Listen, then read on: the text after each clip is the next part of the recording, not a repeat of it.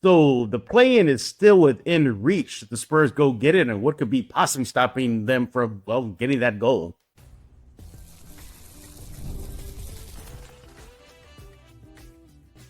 You are Locked On Spurs, your daily San Antonio Spurs podcast, part of the Locked On Podcast Network. Your team every day. Hey, welcome back to Locked On Spurs. We're here at the Locked On NBA Network. I'm your host, Jeff Garcia, Spurs writer for Kansas Valley, San Antonio. Glad to have y'all back. Happy Tuesday, everybody. Hope you're having a great day. And if you're at work, well, we'll help you get through it right here on Locked On Spurs. Thank you for making Locked On Spurs your one and only spot for all things San Antonio Spurs. Find us on YouTube, iTunes, Spotify, Kansas Valley Plus app. Also, the Locked On Spurs newsletter. It's in the description below. Just click on that link. It says LO Spurs newsletter. Completely free. Sign up today. What are we talking about today? We're going to be talking about the play-in. Yeah, technically, the play-in is still kind of sort of within reach, considering the Spurs are taking on the Mavericks. We'll more on that later. And also, their schedule lines up, a lot of home games. Some things could be moving where the Spurs could possibly reach that. And I think that'll be good for them. But again, we'll talk about that and more. We'll also be looking at what could stop them from getting there. Who's in their way? Does it even matter at this point of the season? We'll discuss all that and more. And then get into your comments. Locked On Spurs fan comments. You guys are leaving a bunch of them, including some interesting ones regarding Devin Vassell. Yeah, we'll touch on those in just a few minutes. But yeah, the season's winding down fast. I think there's about 19, 20 games left around there. It's going to be gone just like that. So before you know, I think like 5 weeks left. And then the offseason could begin for the Spurs. I say could because technically the Spurs are still within at least an arm's length of reach of making the play. And now they can get, number 6 spot and definitely get no 7 or 8 spot. But that last spot is kind of within striking distance. Should they go ahead and do that? Personally, I think they should. Well, let's hear what our guest has to say. He is back, everybody. Raul Dominguez of the AP Sports. Welcome back, Raul. Thank you for having me on, man. Anytime you have an open door here at Locked On Spurs. Also, make sure to follow Raul on X at Dominguez Single right now. He is the local AP Sports writer for your Spurs and all other things sports in and around San Antonio. And Raul, can you believe it? The season's already winding down quick. Yeah, but it kind of feels like after that long break with the rodeo, it seemed like kind of felt like a new season, but almost like a summer league. I mean, because it's winding down pretty quickly. Yes, now the good news is though there's a lot of home games for Spurs fans to enjoy the team before they go on vacation, so that's good. But vacation plans could be on pause if things go right for the Spurs. Now we get it; they ain't gonna be making the playoffs, Raul. We understand that, but the play-in technically is still within reach. I mean, it's hanging on by a thread. First of all, they got to help themselves by, winning. That'll help, Raul. But they are getting a little bit of help from, namely, the Dallas Mavericks, who they played this back-to-back set here in San Antonio. With more on that in a bit. But, Raul, the Spurs, as of this recording, are currently sitting at 13th spot in the NBA, in the Western Conference. Just a few games out of that number 10 spot, thus the play-in spot. Now, I believe you mentioned only Phoenix is probably, in their way right now. And Portland's they're just a half game behind Portland. Exactly. So it's still within striking distance. Now, let's get out the obvious one. A lot of Spurs fans are probably just screaming out right now, oh, but the draft lottery. I think at this point of the season, Raul, like this end they've won a lot more than they did last year. And of course, the positioning, I think they're set. They're likely going to land somewhere between 9 and 13. A miracle would have to happen at the lottery where they just will vault and the lottery gods, NBA gods, smile on them again. But barring that, draft positioning is kind of out the window already by this point. Yeah, I was just double check just to make sure. Yeah, they've already played 62 games, so 20 games left. There's no way they're getting into the top 4. I mean, New Orleans is 10 games behind them. Utah's 12 over 13 games behind it. They ain't catching Utah. The Wizards only have 13 wins. Charlotte has 15 wins. Toronto has 21 wins. Spurs right now are 26 wins. So even if the reason they were to lose all the rest of their schedule, which is almost impossible, even if they lost those 20 games, they're There's no way they're moving up. Because I'm sure New Orleans and Utah and Washington are about half their games. So which leads us to the play-in spot. Now, with the draft lottery odds out of the way, everybody, because I know everybody's going to be yelling at draft lottery. Well, we just summed it up for you guys. Which leaves this. Now, the door's a little open. It's not wide open, but it's a little open right now for the Spurs to get in there. I think if they get in there, that'll be a huge testament, not only for the players, but also for Mitch Johnson, and also for the season they had, from Popovich medical issue to Wemby being shut down and whatnot. But with that being said, they got Dallas. So they played Dallas last night. They got Dallas again. This is a Dallas team that's reeling. They're free-falling as we speak. That opens up another by the way, as of this recording, I think the Mavericks are in 10th spot right now, too. So there's a chance for them to vault in. Also add in the fact that they got the Hornets coming up soon. And if we look at their strength of schedule, according to Tankathon, Raul, the Spurs have the 9th, I guess, best strength of schedule, I guess. They play their, they have some heavy hitters still. We got Cleveland still, Boston still, Denver still. But they got more of the sub 500 teams on their schedule. Raul, that's opening a little bit of a window for them, isn't it? It does. Because I'm looking at, that they do have, the Knicks and Lakers.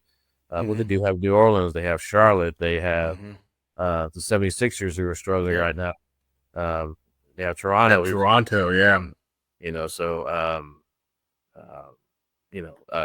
They close up with some really tough teams, Clippers, Golden State, Portland is still fighting for a spot, Phoenix. So the back end of their schedule is going to be tough. So if they can make a little bit of run, it's going to be tough for them to finish it. But they do have a good chance of, buying for a spot. Yeah.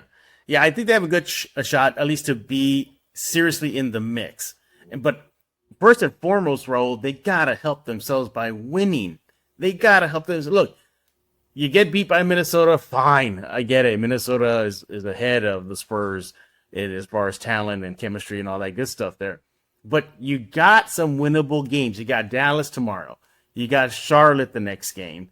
They got to start helping themselves. Let's see what else they got on their slate here. They got Orlando, as mentioned. They got, Detroit, I guess. Maybe not. Detroit's different, but, that'll be a tough spot game. You mentioned the Raptors. There's some winnable games, at least to make it interesting, Raul, isn't there?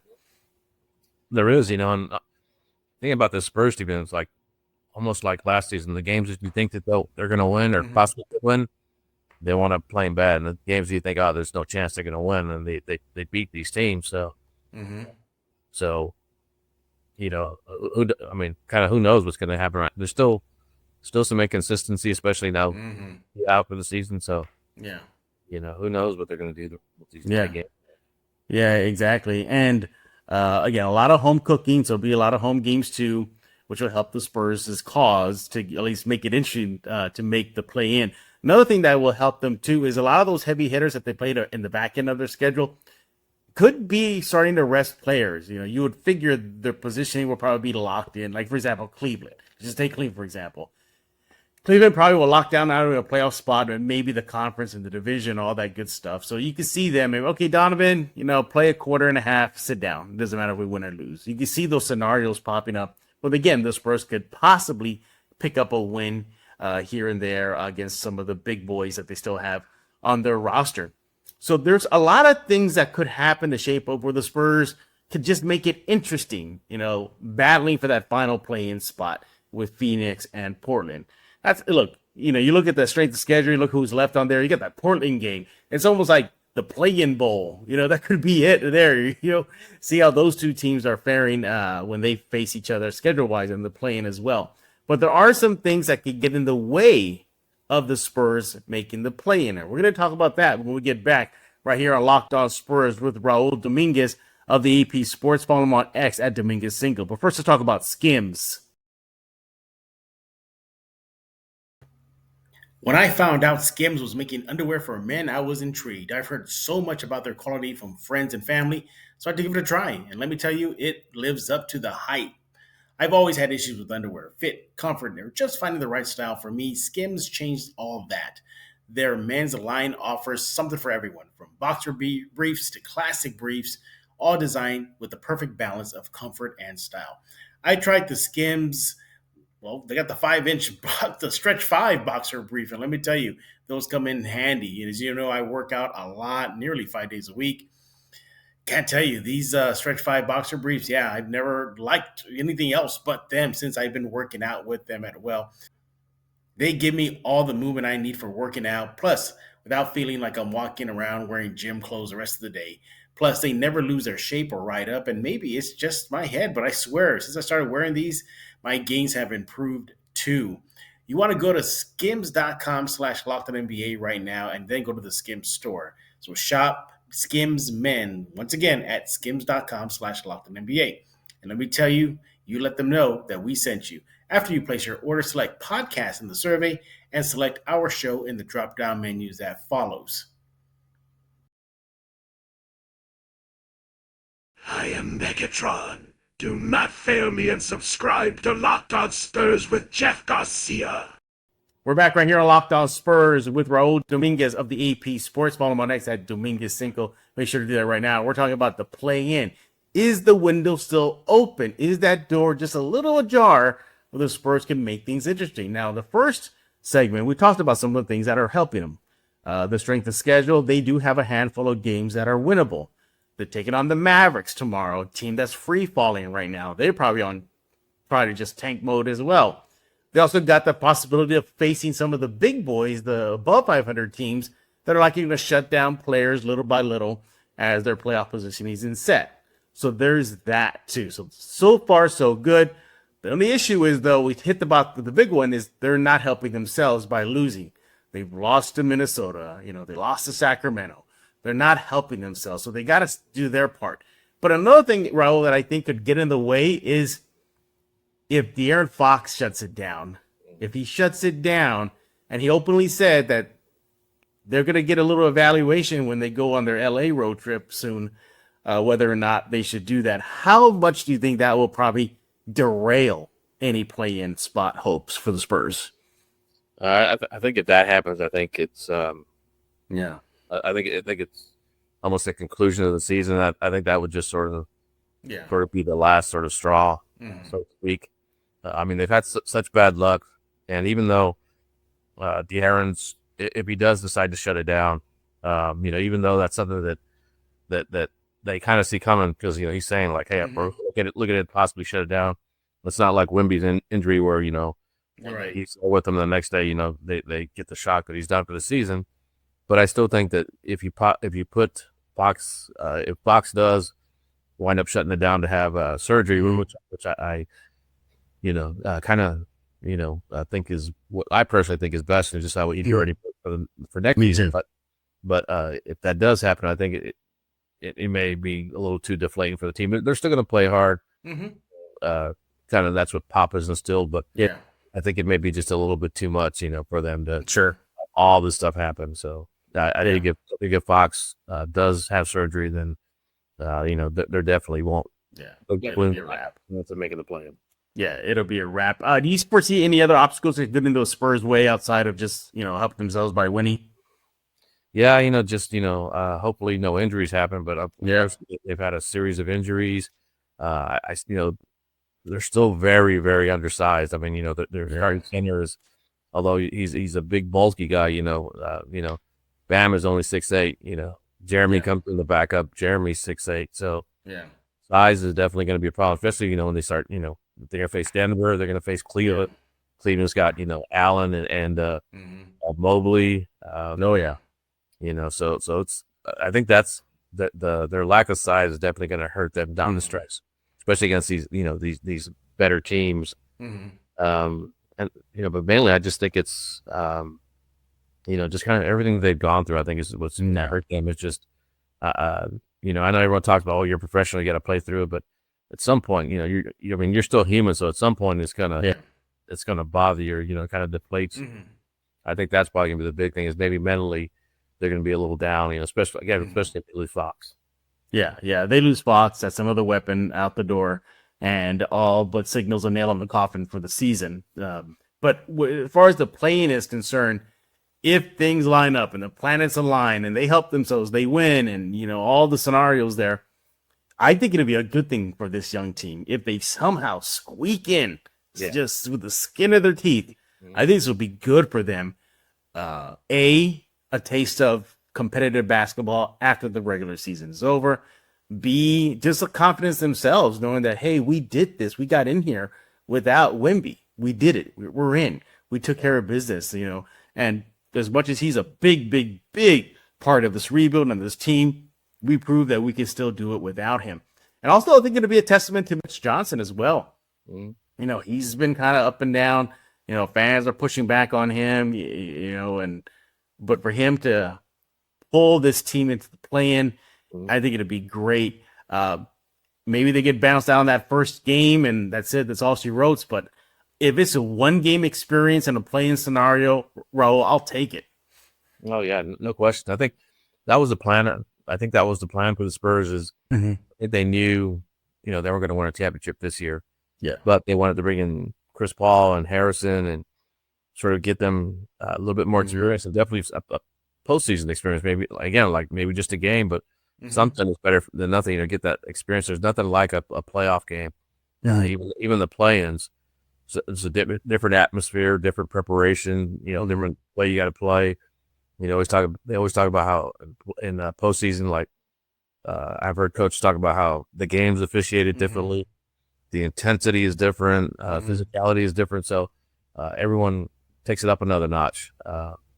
So that would definitely be great for this young team. And again, like you're saying, if they're somehow able to make it, despite all the injuries, despite, losing Pop, everything else that they've gone through, I mean, that's just going to boost their confidence. Oh, yeah, for sure. And they're going to be they're eager for next season because you're going to get Wemby back. You're going to have a whole offseason with De'Aaron and everyone getting chemistry, possibly 2 really good draft picks. Or who knows, maybe they'll trade 2 for 1. But either way, another solid player, maybe a good free agent. So I know they're eager for next season, but if they can make the play, and that's going to ramp it up to where they're going to get a tape and say, we want more of this. Yeah. Other thing that could open the door for the Spurs as well is if we look at Dallas. We got to talk about them, and that's obviously the team that's way ahead of them for that spot, but they're free falling right now. They have the 23rd, I guess, best strength of record, I guess. They have 17 games left. Well, 16 games now, but they still got games against the Lakers. That'll be fun. The Knicks, Grizzlies, Rockets, the Pistons, but they do have their amount of games against sub-500 teams like the Raptors, the Nets, the Magic, etc. But Dallas at this point is just free falling. Raul, you've been covering the Spurs longer than I have, and this league as well. Have you ever seen such a free fall, this type of madness from one single team in one season? I can't recall as far as anything quite like this. I mean, some teams that and some things have injuries, to a star player, but obviously the big thing was trading Luka. I mean, that just deflated the team, the fan base. And then, you get a great player like Anthony Davis, he playing well his first game, and then he gets injured during the game. And then, I don't think they made a decision on if he's going to be done for the season, but, keep hearing rumors that he's probably he's possibly going to be done for the season. Gafford is injured. Lively's injured. I believe they're both still out. They've lost, I think, a guard or two. So then, of course, Kyrie, Kyrie, was lost for the season. So I've never seen anything like this. And got a feel for the Mavs, man. I mean, the Mavs, you do that they had a great team. I mean, not going to knock Nico Harrison, but I mean, you had Luka, you had Jalen, you had Kristaps, and then there was still a chance you could still get. You still kept those 3 and gotten Kyrie because of what they gave up for Kyrie. I think it was Dorian Finney-Smith and some draft picks. So they still could have kept those 3 guys and added Kyrie to that bunch. But man, I've never ever seen anything like that. That'd be like the Spurs trading Ginobili. Can you imagine the backlash the Spurs would have gotten from that? Riots, yeah. They were riots. Yeah. I think Dallas is definitely free fall, and then you have Phoenix and Portland ahead of Spurs. Phoenix is definitely fighting to get in, to sort of salvage the season. And Portland's kind of in a similar situation to the Spurs where, they probably know they won't get far, but they want to make the postseason just to get that experience because they got such a talented team. So that will definitely help them. Yeah, and the Spurs do have a game against Portland still. That'll be interesting if they're still jockeying for position there. I think the team. I agree. I think the team does want to get into that play-in, or at least show some fight for it to end the season. I mean, even if they miss the play-in, for them, if we're at that final conference row and they were just missed it by a game or two, I think even that would be a testament to the Spurs. Because of what they've endured this whole season. From Mitch to the players, they all said this has been just a wild season, but at the end of the day, if they were to be just come up a game short, I mean that'd be great. And I'm looking for silver linings here, but I think that would be a silver lining in otherwise a down season. But the door's still open. I think it's worth it for this team to make it. If they do, Raul, I know you agree with me. I don't see any negative to this at all. Outside of maybe just injuries, if they play that game and there goes Vassell or he's out or Sarah, but barring that, I think it'd be great for Stefan Castle and for a rookie to get at least a game or two, a taste of that experience. I think it's all good. But Raul, ultimately, I think this could be a situation where they control their own destiny. They just got to win. What do you see recently that they're just picking up more L's of late than W's? Just, it just seems like they're kind of back to where they were. Right.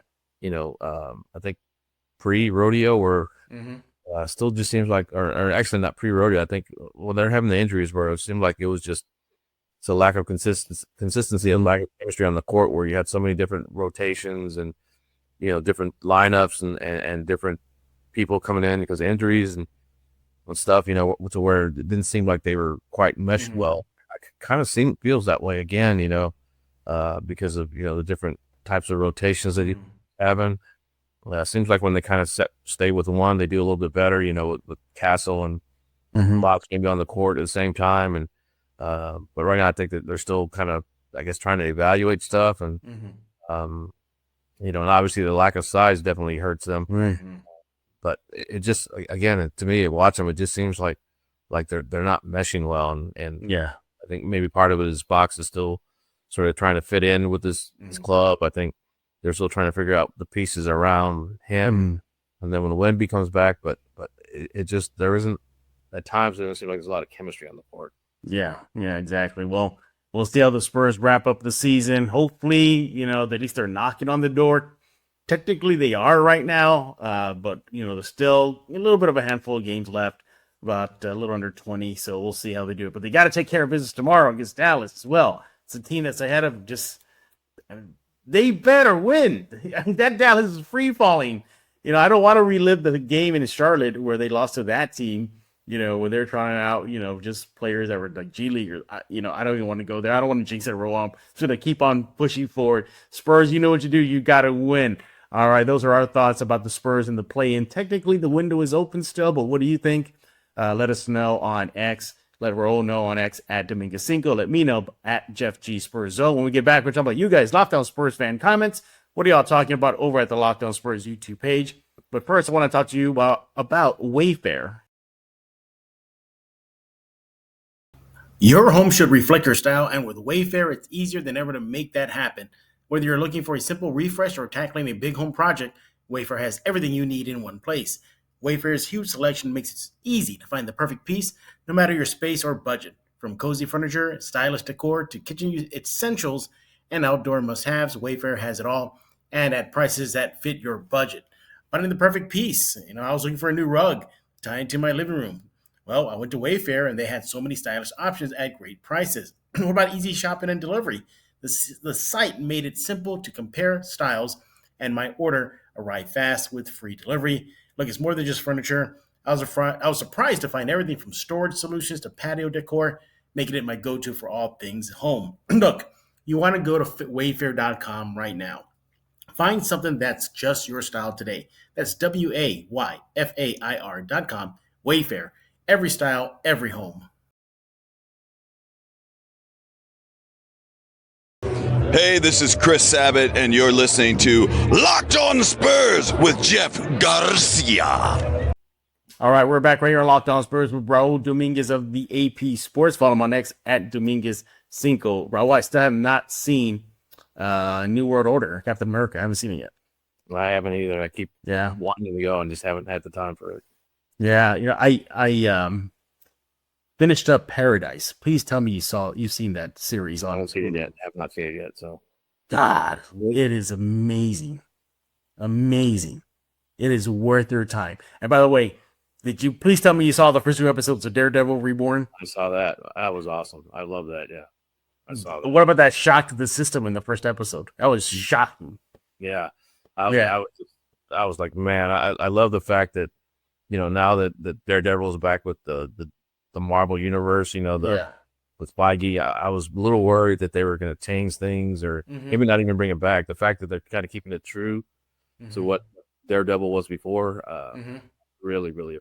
Yeah. This was me. I was like just applauding after those first 2. I was like, that's the way you do it, Marvel. Now do this, but in the big screen. That's what I'm saying. I would love to see Daredevil on the big screen. That would be incredible. All right. What will be incredible right now, though, as well, is your comments. Locked On Spurs fans, you guys are leaving a lot of comments, and let's dive into it right now. We're going to pick 2, so let's take it away. The first one is from, all right, I'm going to try my best to pronounce her name. I'm sorry if I messed it up, but it's Kwan Yu Him. Okay, Kwan Yu Him. He says, quote, think about it. People are going to want to play with Kevin Durant, Fox, and Wemby. So it sounds like this Locked On Spurs commenter, Raul, is pro KD to San Antonio. Where do you stand about on this? Obviously they're just rumors, just internet chatter, social media chatter. But what do you think about the possibility of KD and San Antonio and that mesh there? Well, as far as, KD himself, K's a great guy. I know some people, for whatever reason, that they don't like KD, but yeah, all my dealings with him, everything I've heard about KD, he's great guy and really just a laid back, funny guy, great teammate. I think he sort of Spurs fans should have kind of seen the kind of person he is, during the Olympics, how much he loved Pop, how much he would do anything for Pop. I think he is the one that took his medal off and gave it Pop, on point. Yeah. So he has a lot of love and respect for Coach Pop. He'd be a great fit with the Spurs. He just wants to win a championship, another championship at this point. He's not, it's not about his ego. It's not about anything. It's not about money. It seems like it's just, he just wants to play with a good team and to play well. Mm-hmm. Yeah. He'd be an incredible fit. And I know Wemby has a lot of respect for him. No, yeah. Wemby's watched him, a little bit, similar, body stature, kept us tall and lean. And I know Wemby's talked about studying his game and trying to pattern some of what he does with Durant. So I know Wemby would love it. He would fit in exceptionally well with that group. But with that said, I think if they can kind of get a similar deal to where they got spots where they didn't have to give up a lot, I would do that. But I think Phoenix just wants draft picks and young players. They don't have a future. I think they don't have their I think I saw they don't have a draft pick until 2032, I think it is. Yeah, it's ridiculous. They traded everything away. So they would definitely want young players back. They would definitely want multiple first-round picks back. Whether or not they can get is another story, but I know that's so depending on what they want, I don't know. It'd be a good move. But again, if they could get a similar deal to what they were able to get for Cable Fox, man, you got to go for it. I mean, Durant. Yes. I think Durant's still got another 3-4 great years in him. Yeah. I see the fit and I see the positives, but I also see the cons as well. Sorry, everybody. Somebody's got to play the devil's advocate here. There's only one basketball, and now you have Wemby, Castle, and Fox, and you throw in Durant. How will that work? Something's going to have to give. The other drawback I could think of is to get your thoughts on this too, Ro. If let's just say it happens, KD to the Spurs, yay. Are we flirting with super team? Is that on the table? Because recent history shows that super teams haven't worked. Look at what he's going through right now in Phoenix. Look what happened in Brooklyn. Remember that? It was LMA, it was Durant, it was Harden, it was Kyrie, and then it just fell apart. Maybe the closest super team, quote unquote, the Warriors, the team that he was on. But I mean, that went fast. It didn't. Personalities that were clashing there. Do you think if the Spurs were to do that, what do you think about there's only one basketball, and then of course the whole concept of super teams? I think with Durant, it wouldn't be much of that type of a super team as it was. Say with Miami when they brought in LeBron and Chris Bosh, even though they wound up winning the title, it took them a while to get there. And I think when of course when LeBron came on, he's talking about winning 5-6 titles. It never happened. They didn't that first year. I can't remember. I don't even think they made the finals. Right. And then of course the KD, Kyrie, Harden thing. But I think with those teams it was different, and where you're bringing in 2-3 superstars and then trying to build their chemistry and build a team around them. With Spurs, I think it's different because you have Wemby and Castle were right here. You have De'Aaron Fox who chose to come here, and he came here through the trade. And he's going to be able to spend the offseason working with them. So to me, it's not so much of a superstar team in terms of that way, because they're young and they're sort of blossoming here, here in the Spurs culture. So it's not like you get again some superstar from another team, another one from another team, another one from another team. So I don't think that would be a problem. And I think De'Aaron, Wemby, and Castle and Durant would they like each other enough, and the other three are young enough to where they, be able to work KD in. Yeah. But as far as the ball, I mean, you're right. I mean, Durant obviously needs the ball. Great scorer. Fox, another great needs the ball. Yeah. Castle's a great distributor and scorer, but he needs the ball in his hands, to truly be effective and for the Spurs to do well, because Castle does such a great job driving the lane and kicking out and finding somebody. Some of the passes he makes are just phenomenal. I don't know how he sees it, but he needs the ball, and then Wemby, of course, needs the ball. And times I think I think that they need to go through Wemby offensively. So that's a great point. Like again, only one ball, so if you have those four on the court, of course you would need maybe like Jeremy Sohan or someone like that, right? Someone who doesn't require the ball to score. Sort of do the bobble duties and do the pick and rolls and such. Yeah. I mean, you've seen it around the league where you have a bunch of scorers and it doesn't quite work out because again, like one ball. So it's almost like sometimes you see on some of those teams where it's like, okay, well, you get the ball one possession, you get the ball another possession, rather than it just sort of happening organically. So right. I don't know that. Yeah, you're right. I don't know that it would work. Exactly. Yeah, on the court. Yeah, I think personality, chemistry in the locker room, I think it would work. It's just on the court. That'd be kind of the trick there. All right, good comment there. All right, next one comes from T Gods. He says, quote, Devin is the season Spurs' biggest disappointment. Sure, he had a few good games, but he was supposed to be Wemby's number 2. We don't need a few good games from him. Now, obviously, Devin is kind of an on the lightning rod this season with Spurs fans.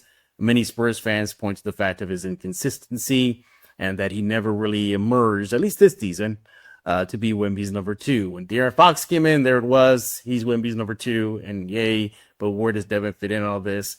He recently had a 37-point explosion versus the Brooklyn Nets, but then had 10 points in the following game. So you see where we're going with this. Raul, you see it as well on social media. A lot of Spurs fans are kind of zeroing in on Devin. What do you think about his fit moving forward with this team?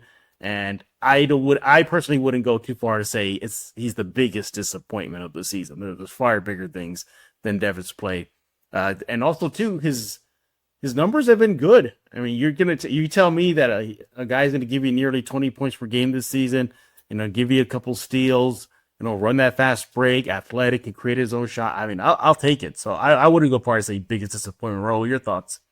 Yeah, no, definitely not. I'm a big fan of Devin. I think he's a tremendous scorer. There's times when I think he holds the ball onto the ball a little bit too much, where the sort of dribble, and then sort of make a tough shot. I'm looking forward to him working in the off season. Because one thing about him is he's been injured so much that he hasn't been able to. Especially it seemed like a lot of his injuries have come near the end of the season, so he's not able to spend the entire off season working on his game.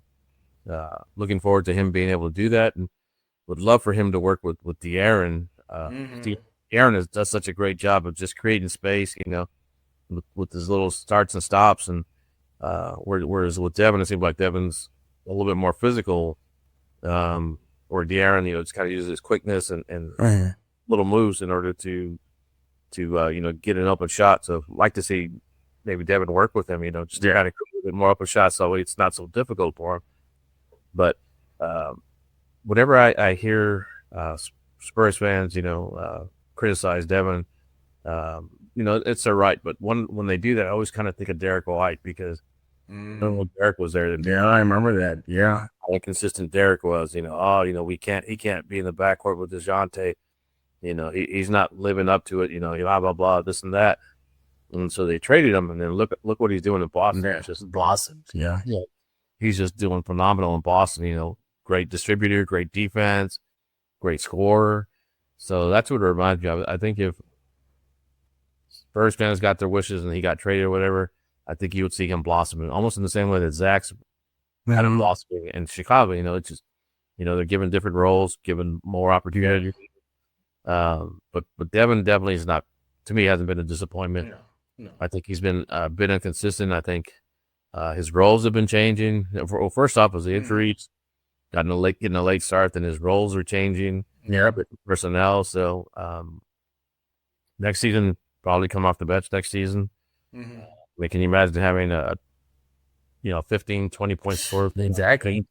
Keldon and Keldon have great chemistry as well. So those two off the bench. So again, when people say that, I guarantee you, if the Spurs were to put Devin or Keldon on the mark and say, hey, who's interested? I guarantee you, but every team in that game would be calling for him. Yeah, absolutely. Yeah. He even admitted himself that, the offseason surgery he had kind of delayed him getting that groove that he needed to get into to start the season. And then, of course, all the ups and downs of the season once he got going. Also, too, I commend him, too, because even when he brought that up about not having a full offseason to get ready, he even said that's still not an excuse for me for lack of confidence. So he's still aware of that. So I think that's good on him. But no, not a big disappointment, not the season's biggest disappointment. You want to look at other disappointments, and I think it's very disappointing to see Pop, kind of shut down for the season the way he got shut down. I mean, that's very disappointing. Wemby, to not see him play a full season, that's disappointing.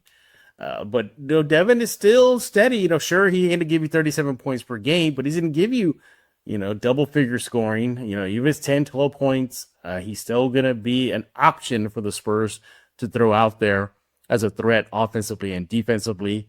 So there's that as well. And, I commend him because even when he goes up on stage, Raul, when he talks to you and me post game, he's still being positive. He never is negative with us.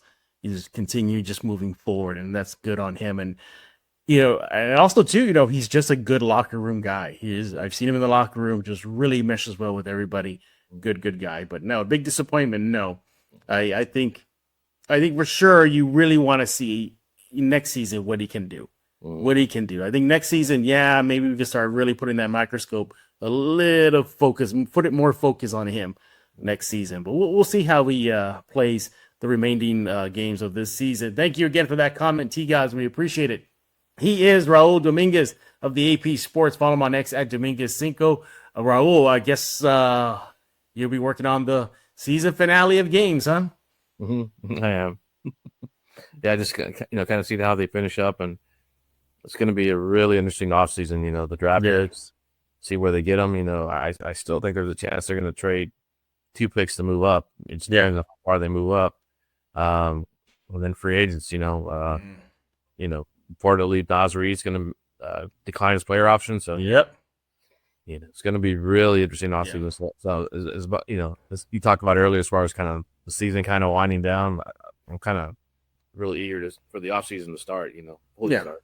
Yeah, exactly. And it's going to go fast, everybody, because, I think from this point moving forward, they're playing almost every other day. Mm-hmm. Yeah, so it's just going to be boom, boom, boom, boom. 2019 games done. We're finished. Offseason, here we come. But like we said, there'll be a lot of home games in the season, so get your chance to go check out those Spurs in action before they put a bow on the season. Again, he is Raul Dominguez of the AP Sports. Follow him on X at Dominguez5. Also, congratulate him for being inducted into the Avengers, to the Texas Coast Avengers. Congratulations, Raul. Thanks. It was the offshoot, the one that Tony doesn't know about. So yeah, the Texas Coast Avengers. Raul's superpower is the ability to write an article in 10 seconds, and it becomes viral. That's his superpower right there. Again, follow him on X at Dominguez5, and also subscribe to Locked On Spurs wherever you get your favorite podcasts: iTunes, Spotify, Campfire Plus app, YouTube. Check out the Locked On Spurs newsletter. That is. It's in the description below on YouTube. Just click on that link. It's free. Sign up today. We'll be back tomorrow talking all things silver and black. A Locked On Spurs fan favorite is back. You know who he is, Mike Jimenez. Yeah, he'll be back tomorrow, everybody. We'll see what dumbness he'll say. We'll see what he has to say. Anyway, for Raul Dominguez, I am Jeff Garcia. We're going to put a lock in this episode of Locked On Spurs.